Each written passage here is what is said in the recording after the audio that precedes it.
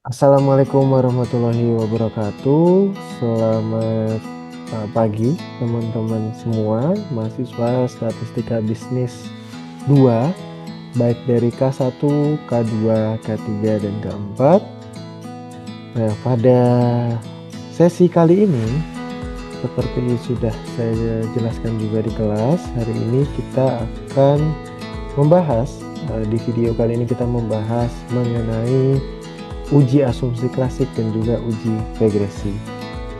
Setelah kemarin teman-teman itu sudah melakukan tahapan uji validitas dan reliabilitas, dan saya harap ini teman-teman mayoritas sudah tahu ya, masih ingat cara ngolahnya, cara mengujinya melalui SPSS, dan juga makna fungsi dari validitas dan reliabilitas. Kita tidak berhenti di situ, kita lanjut ke tahap statistika terapan selanjutnya. Tapi tenang, kami usahakan ini tidak membuat kalian pusing, tapi kita bahas ringan namun menendang gitu ya, ringan tapi menendang. Dan di materi sesi kali ini, yang pertama, di poin pertama, kami nanti akan menjelaskan mengenai kenapa kita memakai SPSS setelah melakukan uji validitas reliabilitas. Jadi singkat ceritanya, setelah teman-teman ini memastikan bahwa kuesioner kalian itu valid dan reliable, saatnya naik level ke analisis selanjutnya, yaitu uji asumsi klasik. Disinilah SPSS dapat menjadi andalan yang kuat gitu ya, karena itu cocok buat mahasiswa S1. SPSS seperti kalian ketahui itu dulu namanya SPSS ya, yaitu Statistical Package for the Social Sciences. Sekarang sudah menjadi IBM Statistik. Nah, ini merupakan software statistik yang banyak dipakai untuk uji asumsi klasik, analisis regresi linear, terus juga linear berganda, korelasi, dan banyak lagi. Kapan sih teman-teman menggunakan SPSS? Nah, teman-teman ini menggunakan SPSS kalau teman-teman ingin menguji hubungan antar variabel kuantitatif dan juga cocok untuk deskripsi, tesis, dan penelitian kuantitatif, sosial bisnis, hingga psikologi. Nah, kelebihannya apa sih kalau SPSS, Pak? Nah, ini ada antarmuka yang friendly, tinggal klik dan outputnya langsung bisa dibaca. Tutorialnya juga sudah banyak tersedia. Nah, kita salah satu di sini juga membuatkan tutorial ya. Kekurangannya kurang fleksibel untuk model hubungan yang kompleks antar variabel laten seperti kemarin saya ceritakan di kelas ya. Kalau variabel laten nggak cocok pakai SPSS karena terlalu kompleks gitu ya. Itu cocoknya nanti pakai Smart PLS dan juga pakai SEM-Amos atau PLS gitu ya, partial square. Kalau kita ini kan ordinary square. Dan juga kekurangannya, SPSS ini tidak cocok untuk ukuran sampel kecil dengan data tidak normal. Nah, nanti kalau teman-teman ingin menguji model struktural atau hubungan antar konstruk, itu nanti teman-teman bisa menggunakan Smart PLS yang nanti di materi terakhir sebelum sebelum UAS, saya dan Pak Sofyan dan juga bersama rekan-rekan Asdos, sini kami coba mengenalkan gitu ya Smart PLS dan apa sih fungsi sederhananya dari Smart PLS. Jadi sebagai pengantar lah buat bekal kalian nanti jika saat skripsi ternyata membutuhkannya Smart PLS bukan SPSS. Nah, SPSS tadi kan fokus pada hubungan antar variabel observasi, sedangkan Smart PLS itu cocok buat SEM PLS.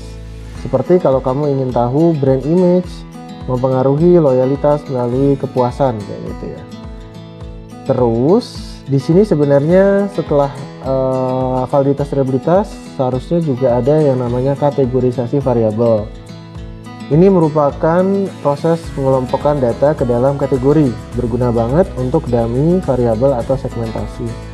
Tapi kita nggak bahas detail di video kali ini karena ini materi mudah dan teman-teman saya yakin bisa pelajari secara mandiri gitu ya. Ini kategorisasi variabel tuh nggak perlu diceritakan terlalu dalam, nanti videonya kepanjangan dan kalian nanti jadi nggak suka gitu ya. Nah, pada pembagian video ini di sini saya akan menjelaskan sampai ke asumsi klasik. Nanti di uji regresi itu akan dijelaskan oleh Pak Sofyan.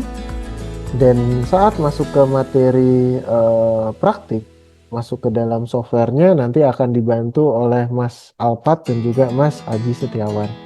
Jadi silakan teman-teman menonton videonya full dari awal, jangan sepotong-sepotong. Lalu kalau pengen subscribe dan juga komen juga boleh gitu ya. Tapi ingat yang ini ya, jangan yang nyebar spam juga. Oke.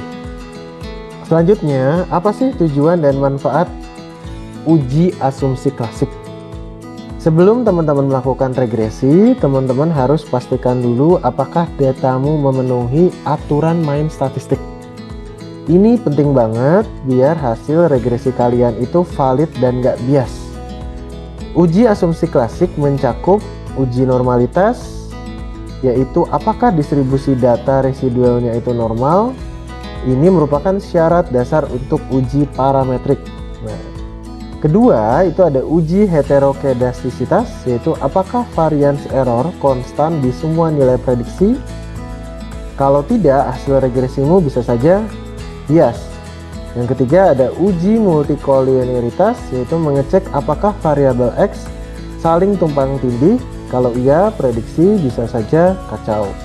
Selanjutnya ada uji autokorelasi, yaitu khusus data runtun waktu atau time series. Ini mengecek apakah error saling mempengaruhi antar waktu. Intinya uji asumsi klasik itu seperti medical check up sebelum operasi. Harus kamu pastikan sebelum tahap ke regresi. Oke, kita lihat dari slide-nya.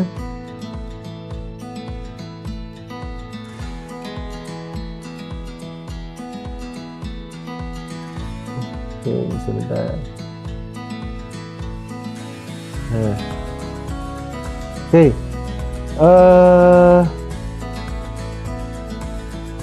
Seperti tadi saya jelaskan tentang uji normalitas, yaitu menurut Ghazali tahun 2018, uji normalitas digunakan untuk menguji apakah model regresi memiliki variabel pengganggu atau bisa kita sebut residual dengan distribusi normalnya. Tahapan pengujiannya yaitu kalian tinggal klik Analyze Regression Linear, masukkan variabel dependent dan independent, klik Save, lalu centang Unstandardized, lalu OK.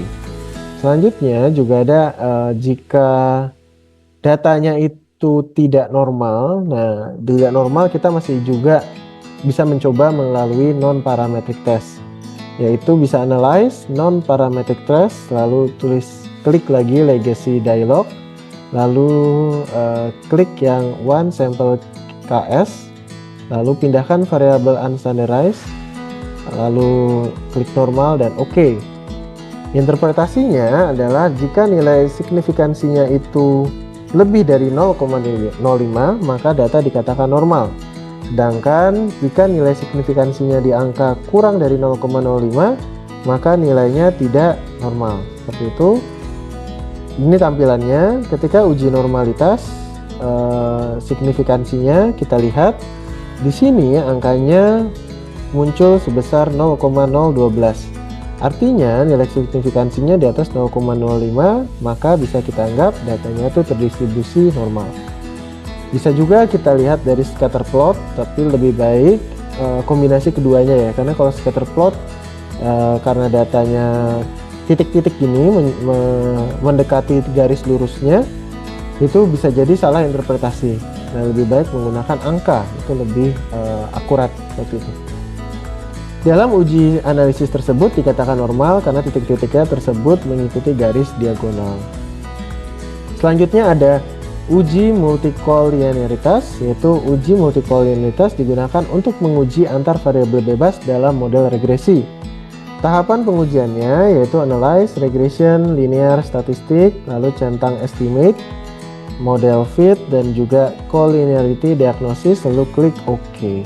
Interpretasinya adalah jika nilai tolerance kurang dari 0,10 dan FIF lebih dari 10 maka terjadi multicol, adanya hubungan.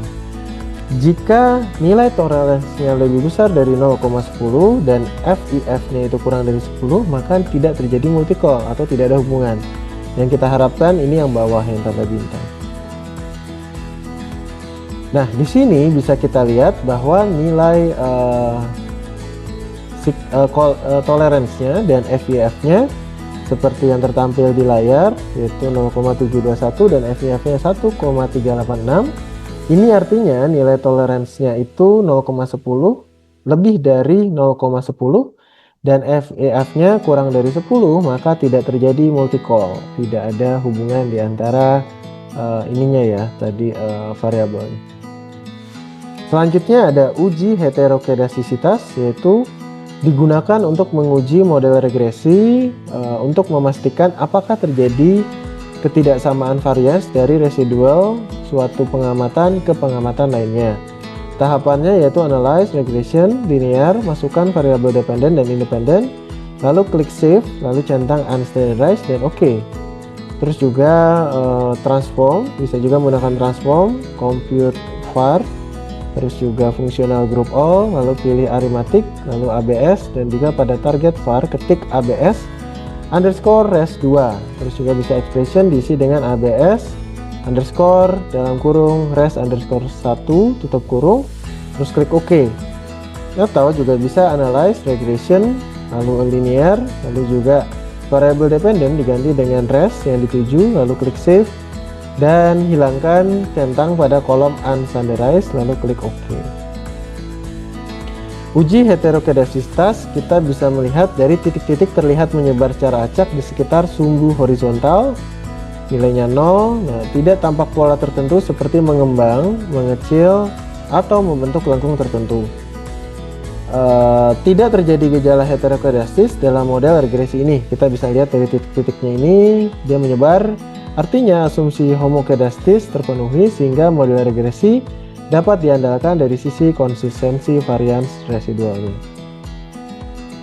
Yang terakhir, ini ada uji autokorelasi, digunakan untuk menguji apakah dalam suatu model regresi linear ada korelasi antara kesalahan pengganggu pada periode T dengan kesalahan pada periode T-1 sebelumnya. Tahapan pengujiannya ada analyze, regression, lalu klik linear, lalu masukkan variabel dependent dan independent, lalu statistik, lalu juga centang Darwin-Watson, lalu klik OK. Cari di tabel Darwin-Watson untuk mencari DL dan DU dengan melihat sampel dan variabel independen, lalu lihat hasilnya. Syarat lulusnya DU ini lebih kecil dari D, lebih kecil dari 4 dikurang DU. Nah, output dari uji autokorelasi kita bisa melihat, ini contohnya ada 1,737, yang artinya bahwa di sini juga lolos secara autokorelasi gitu.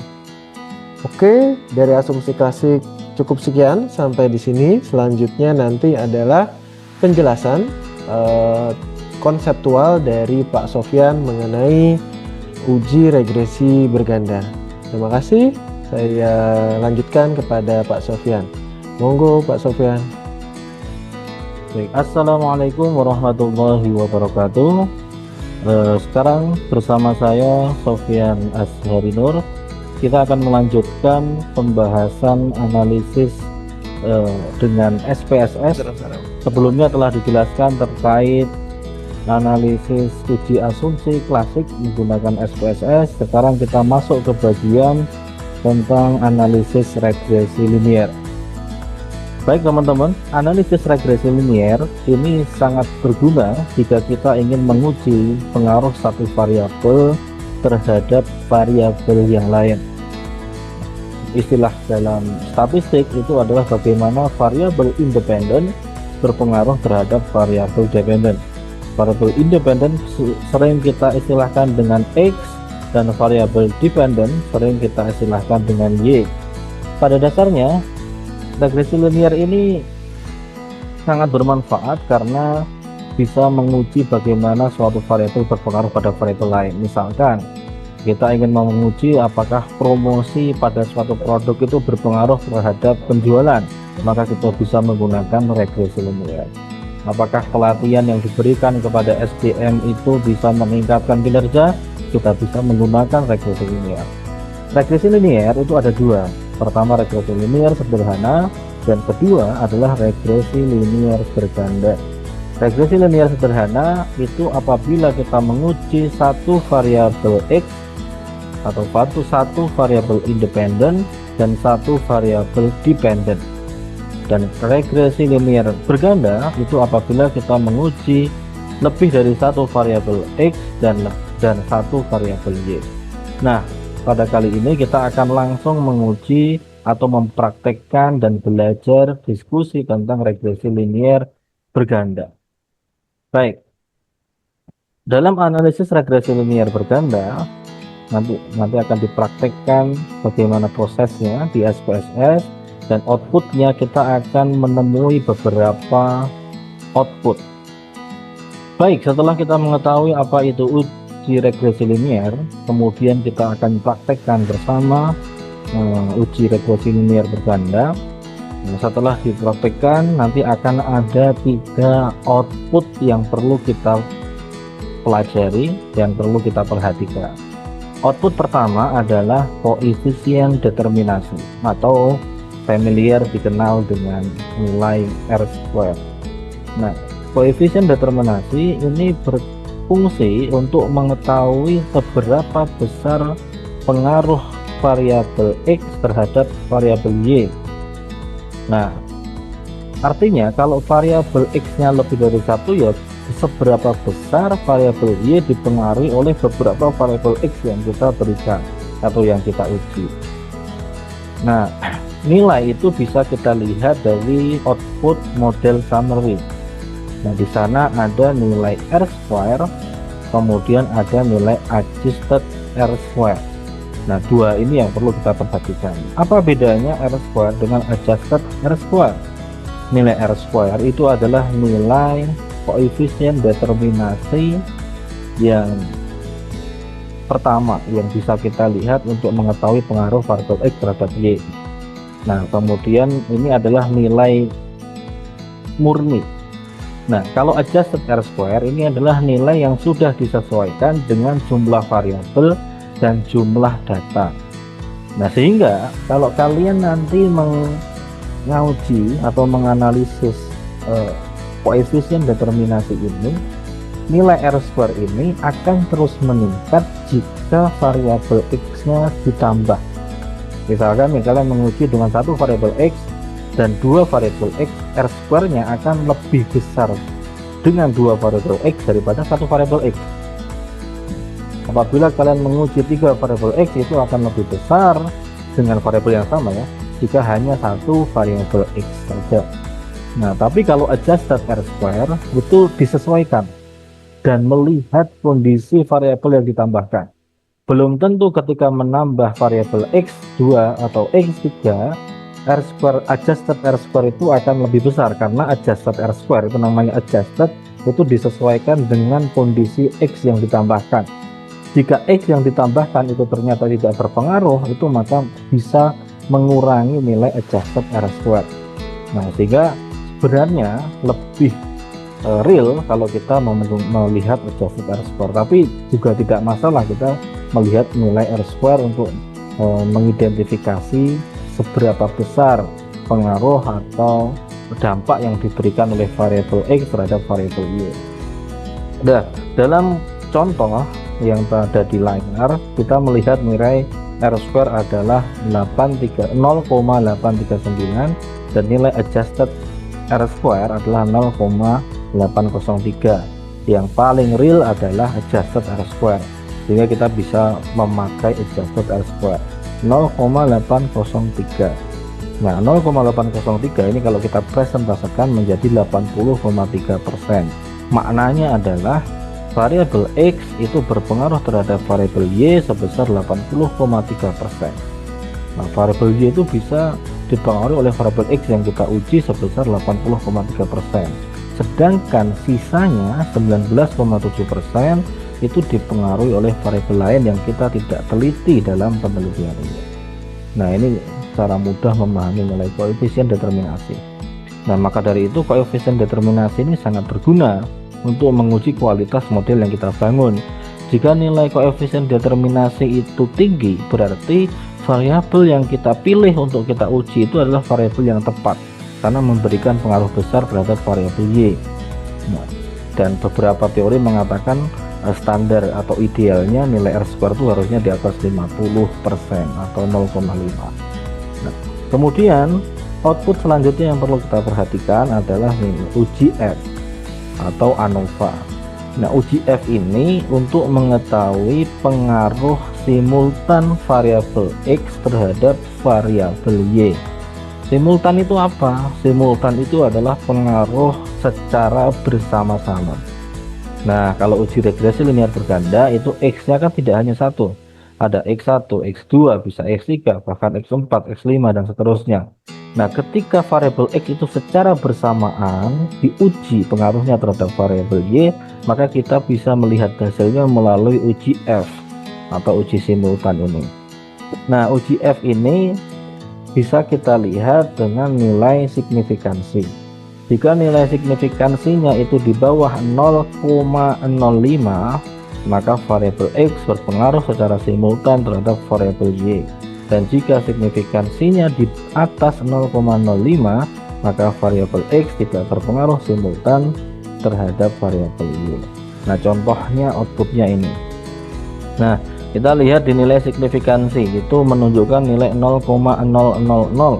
Artinya itu sudah di bawah standar tadi 0,05, sehingga hasil ini menunjukkan variabel X secara bersama-sama meningkatkan, ya kalau di dalam contoh ada minat dan motivasi X1 dan minat X2 secara bersamaan atau secara simultan berpengaruh terhadap prestasi. Nah, kita juga bisa melihat juga dari F, nilai F itu bisa kita cocokkan atau hubungkan atau kita persamakan dengan T statistik atau F. Kalau di sini F statistik standarnya adalah 1,96. Tentu itu besar karena variabel X itu simultan, maka 23,450 jauh di atas standar 1,96, itu juga dikatakan signifikan. Nah, ini adalah uji F. Nah, sehingga kalau dari uji F ini kita bisa mengetahui variabel X secara bersama-sama mempengaruhi variabel Y. Nah, selanjutnya yang terakhir yang penting adalah untuk mengetahui dari hasil hipotesis yang kita usulkan itu adalah uji T. Nah, uji T atau kita sering sebut juga dengan uji parsial. Kenapa parsial? Karena kita menguji satu persatu hubungan X terhadap Y. Kalau X-nya 2, maka kita uji X1 terhadap Y dan X2 terhadap Y. Nah, uji T ini tahapannya, nah ini tahapan yang kita contohkan di SPSS tadi, mulai dari analyze, regression, linear, kita taruh variabel dependen ke kotak dependen, independen ke kotak independen, kemudian klik OK. Nah, uji T ini kriterianya sama dengan uji F tadi, yaitu dengan kalau kita mau mengetahui signifikansi, maka kita lihat nilai signifikansinya. Standarnya adalah 0,05, dimana kalau di bawah 0,05 maka signifikan, kalau di atas 0,05 maka tidak signifikan. Atau juga kita bisa dari T tabel atau T dari nilai T-nya. Standarnya 1,96 biasanya. Kalau di atas 1,96 berarti signifikan, kalau di bawah berarti tidak signifikan. Tapi itu otomatis. Ketika signifikansinya di bawah 0,05, kemungkinan besar atau hampir pasti T-nya juga di atas 1,96. Nah, lebih detailnya kita melihat contoh outputnya. Nah, di dalam output uji T ini kita bisa mengetahui banyak hasil. Nah, pertama dari nilai signifikansi. Kita lihat dari contoh ini kita menguji pengaruh motivasi sebagai X1 dan minat sebagai X2 terhadap prestasi Y. Apakah motivasi yang tinggi, semakin tinggi motivasi itu meningkatkan prestasi atau tidak? Semakin tinggi minat dalam belajar meningkatkan prestasi atau tidak? Nah, pertama kita lihat signifikansinya, apakah berpengaruh signifikan atau tidak. Pengaruh signifikan atau tidak seperti yang kita sudah bahas, itu lihat dari nilai signifikansi.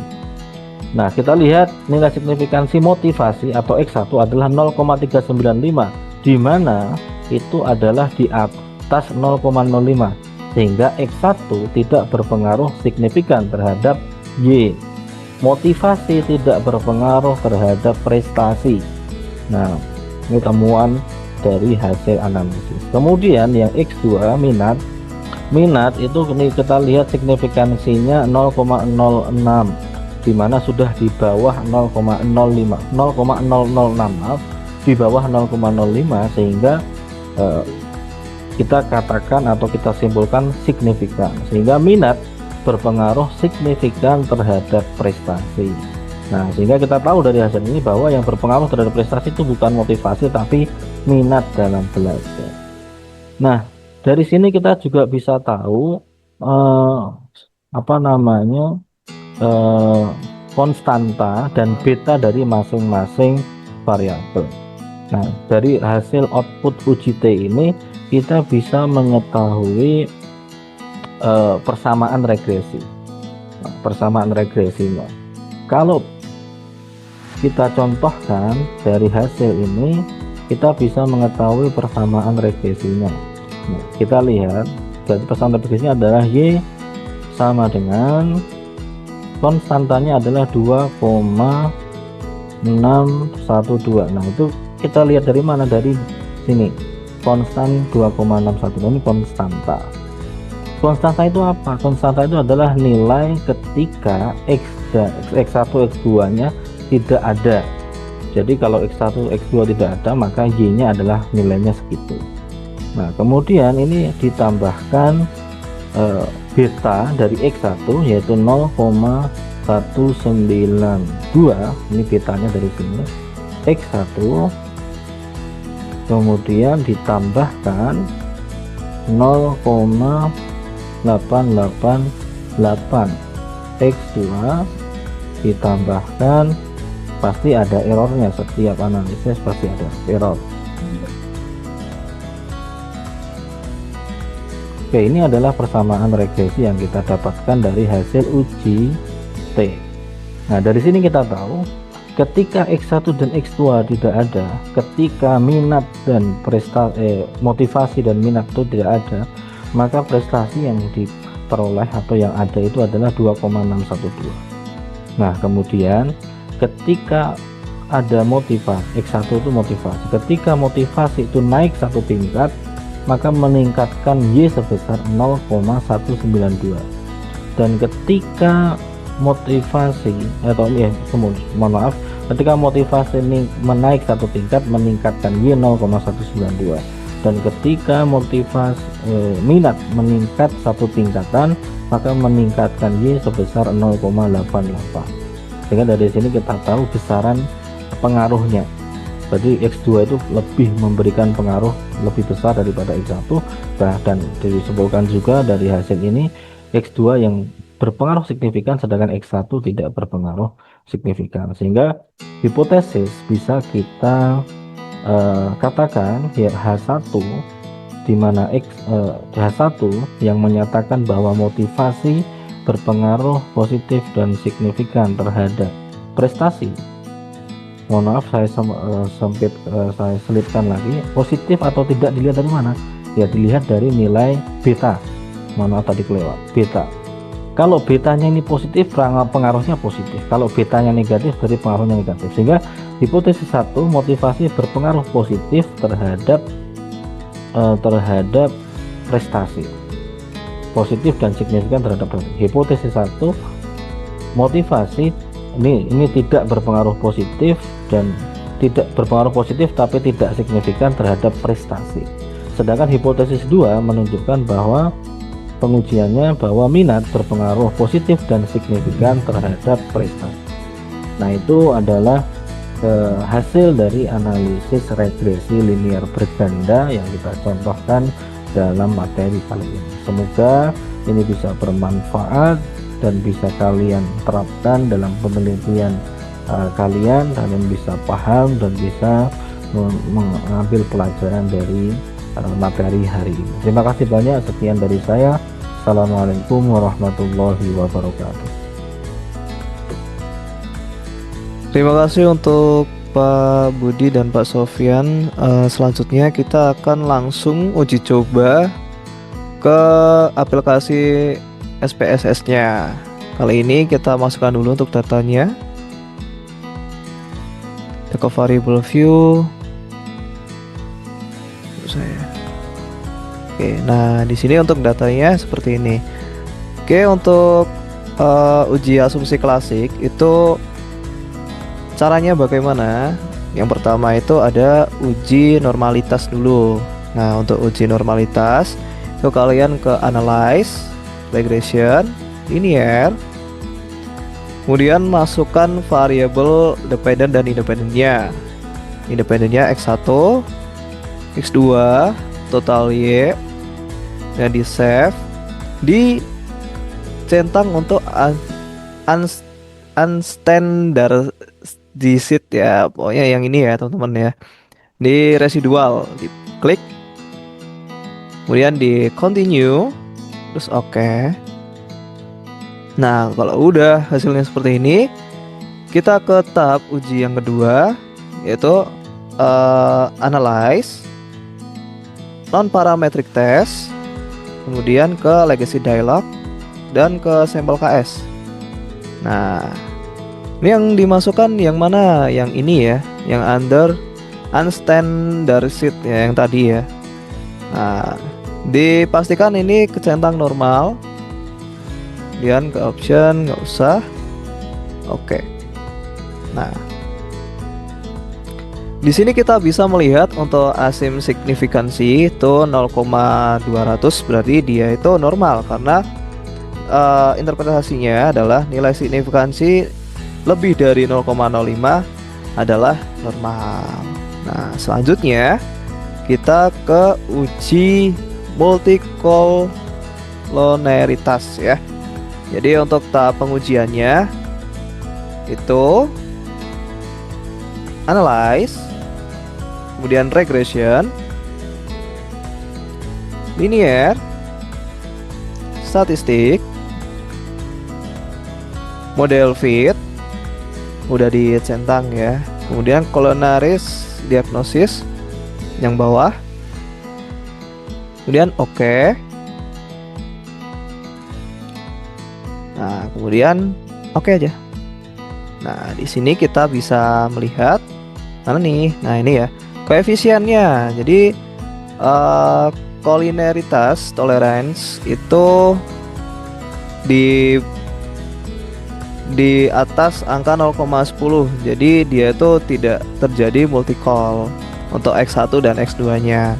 Kemudian untuk statistik VIF itu kurang dari 10, berarti dia juga benar ya, tidak ada hubungannya gitu.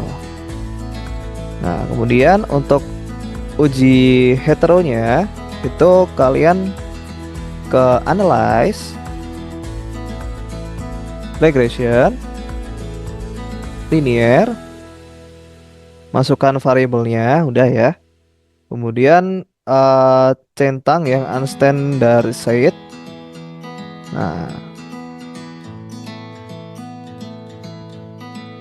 Nah, udah. Oke, continue aja. Oke. Kemudian ke transform,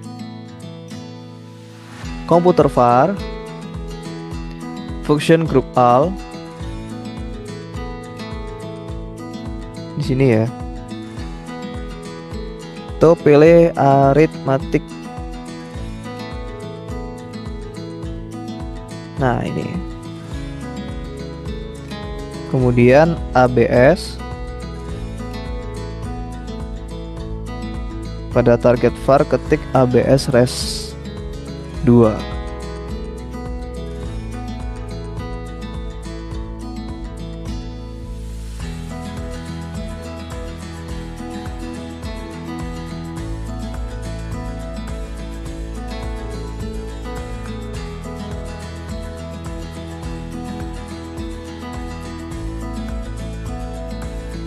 Terus untuk expression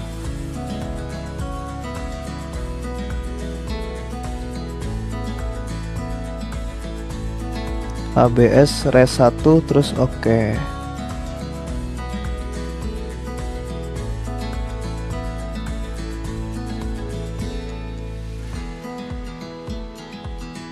ABS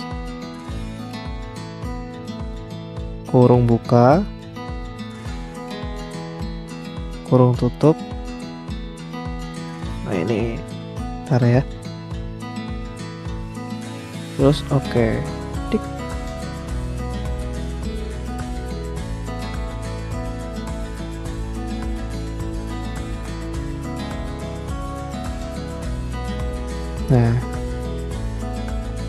Nah ini ya udah ya, compute ABS res 2 sama dengan ABS res 1. Nah kemudian ke analyze, regression, linear, variable dependentnya itu kita ganti dengan res yang dituju, berarti yang ini ya. Terus save, hilangkan yang ini, yang unstandarized, terus oke. Continue deh, continue, terus oke.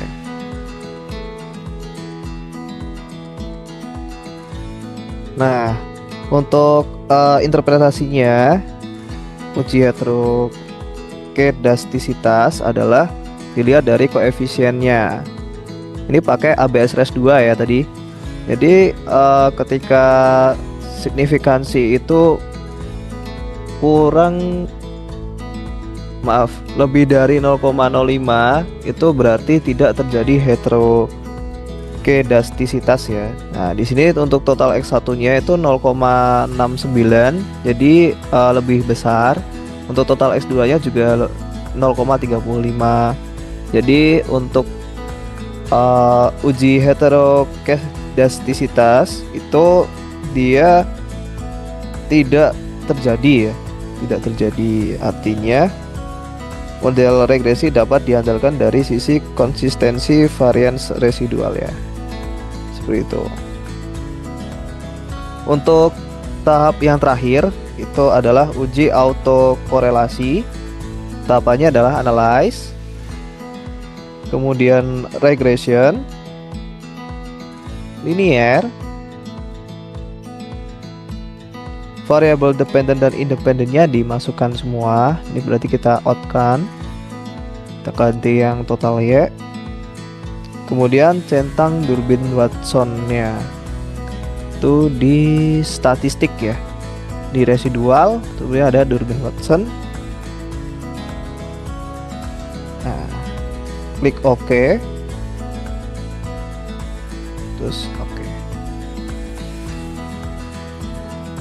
Nah, di sini syarat lulus adalah DU lebih kecil daripada D, lebih kecil dari 4 min DU.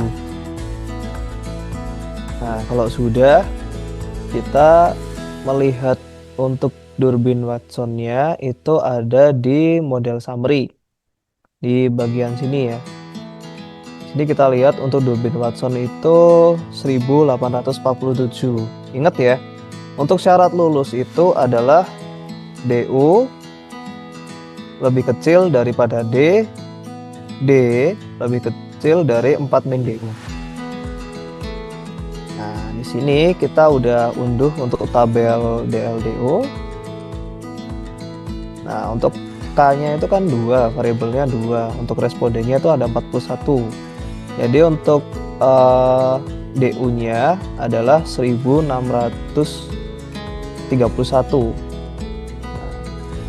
1631 itu lebih kecil dari 1847, dan 1847 itu lebih kecil dari 4 min 1600 berapa tadi, 80 ini ya,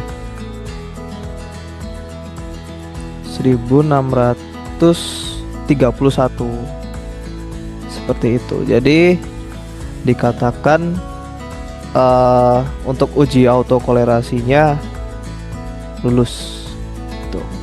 Nah, selanjutnya akan diajarkan juga untuk uji regresi linier.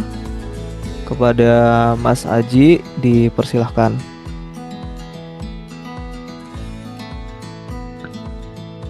Selamat pagi. Jadi saya di sini akan melanjutkan tutorial atau video dari yang sudah dipaparkan oleh Mas Alpat. Nah, ketika Mas Alpat tadi sudah memaparkan mengenai uji asumsi klasik. Nah, di sini saya akan melanjutkan dengan uji regresi atau uji T dan juga uji F. Nah, caranya yaitu untuk uji regresi ini yaitu dengan pertama klik analyze, terus regression, juga linear. Nah, di sini ini kan sebelumnya sebelum masuk kita masukkan total X1 ke independen, juga total X2, kemudian total Y-nya kita masukkan ke dependen. Udah itu aja, nggak ada yang ubah-ubah lagi, terus kita klik OK. Nah, di sini kita nanti bakal muncul beberapa output yang dapat kita baca. Yang pertama kita akan menguji uji T. Uji T yaitu uji pengaruh parsial, pengaruh secara parsial. Jadi pengaruh setiap variabel X terhadap variabel Y. Kalian bisa lihat yang pertama itu di koefisien di sini. Nah, tadi kan ada perbandingan atau beberapa cara untuk mengukur. Salah satunya pertama signifikansi. Dengan signifikansi itu kita bisa lihat nih total X1 jika lebih kecil daripada 0,5 berarti berpengaruh. Total X2 itu jika lebih kecil daripada 0,5 berarti tidak berpengaruh. Nah, selain signifikansi itu juga bisa kita menggunakan T atau T hitung. Di sini kan ini sudah ditemukan bahwa ini T hitungnya sebesar yang X1 3,889 sedangkan total X2 nya 1,929. Di sini bisa dilihat kita masuk ke tabel T. Nah, cara menggunakan tabel T ini itu dengan yang pertama itu kita ketahui dulu sampelnya berapa. Setelah diketahui nanti dikurangi dengan K. K itu adalah jumlah variabel independen. Karena kita menggunakan 2, jadi kita N-nya 41 kurangi 2 berarti 38. Kita tarik ke 39. Jadi ini pakainya kita alfanya atau signifikansinya kan 0,05. Nah, jadi kita menggunakan yang sebelah pojok kiri ini. Di sini bisa lihat 1,685. Nah, kemudian kita masuk lagi ke SPSS lagi tadi 1,685 ya. Di sini diketahui bahwa ini yang X2 itu hanya 1,297 berarti tidak berpengaruh terhadap variabel Y. Kemudian untuk yang X1-nya kan hasilnya 3,889 lebih besar daripada 1,685. Jadi ini itu berarti berpengaruh. Jadi kesimpulannya itu berdasarkan perhitungan baik T tabel ataupun signifikansi, variabel X berpengaruh terhadap variabel Y sedangkan variabel X1 maksud saya terus X2 nya tidak berpengaruh terhadap Y, seperti itu. Kemudian ini yaitu ada uji F. Uji F ini yaitu di sini ada ANOVA. ANOVA kalian bisa lihat. Kemudian ada F di sini kan. F-nya sebesar 15,340. Nah, untuk mengetahui apakah secara parsial secara simultan itu mereka berpengaruh atau tidak, kalian bisa langsung masuk ke tadi tabelnya, tabel F. Setelah tabel F, kalian di sini bisa mengetahuinya. Yang pertama yaitu kita menggunakan nomor berapa. Itu kan kita buat koordinat kan. Nah, itu yang pertama yaitu DF-nya itu N min K min 1. N-nya sejumlah 41. Ini kalau kami menggunakan 41 ya. Nanti kalian berdasarkan penelitian kalian itu berapa. Nah, itu K-nya itu 2, variabel X-nya 2. Berarti 41 min 2 39, terus ini ada min 1. Lihat. Nah, berarti 41 min 2 min 1 berarti 38. Kita tarik ke 38. Ini kan K min 1 ya. K min 1 kan K2 min 1 berarti 1. Berarti kita di nomor 1 ini. Terus 1 tarik ke 38 ketemu 4,098. Nah, dari situ kita bandingkan 4,098 ke outputnya tadi. Tadi kan jumlahnya 15 berarti lebih besar. Artinya secara simultan variabel X1 dan X2 itu berpengaruh terhadap variabel Y, seperti itu. Itu saja, sekian dari saya. Apabila ada salah kata, mohon maaf. Sekian dari kami untuk tutorial dari asumsi klasik sampai uji regresi, uji regresi. Oh iya, sorry, ada satu lagi yang terakhir, yaitu ada uji koefisien determinasi. Nah, uji koefisien determinasi ini itu adalah kita mengukur seberapa jauh variabel-variabel X itu berpengaruh terhadap variabel Y. Di sini kita bisa lihat melalui adjusted R square. Nah, adjusted R square ini jadi ini loh, ini kan 0,418, yang artinya kita bisa baca bahwa 41,8% pengaruh ke variabel Y itu dipengaruhi oleh dua variabel X tadi, dari dua variabel X ini. Jadi sisanya sebanyak 58,2 itu berarti dipengaruhi oleh variabel lain, seperti itu. Nah, mungkin itu saja yang dapat saya sampaikan, kurang lebihnya mohon maaf. Wassalamualaikum warahmatullahi wabarakatuh. Terima kasih.